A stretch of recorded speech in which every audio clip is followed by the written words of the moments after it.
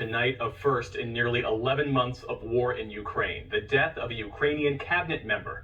The interior minister was killed when his helicopter went down in a suburb of Kyiv. In all, at least 14 people died in that crash, among them at least one child who was killed on the ground. Nick Schifrin has our report. Even in a nation far too familiar with war, what authorities called a terrible tragedy.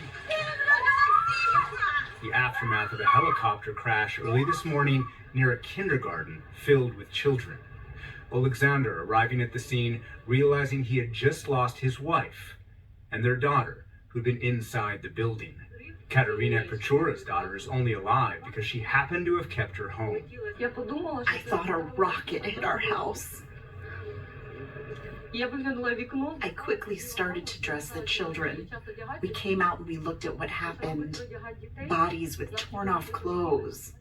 The crash left a burning wreckage, damaged apartment buildings, and helicopter debris in a Kyiv suburb that helped resist Russia's attempt last year to seize the capital.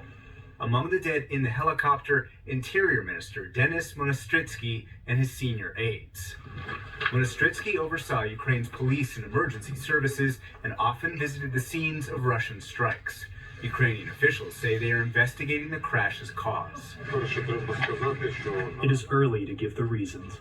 I can say that there will be a large investigation to determine all the circumstances. A tragedy happened near Kyiv. But today at the World Economic Forum in Davos, Ukrainian President Volodymyr Zelensky asked for a moment of silence. Thank you very much. And blamed Russia. This was not an accident because it was due to war. There are no accidents in wartime.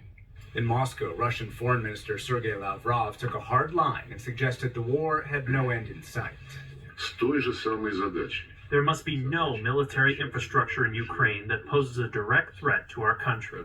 There can be no talks with Zelensky. That leaves Ukrainians fearful.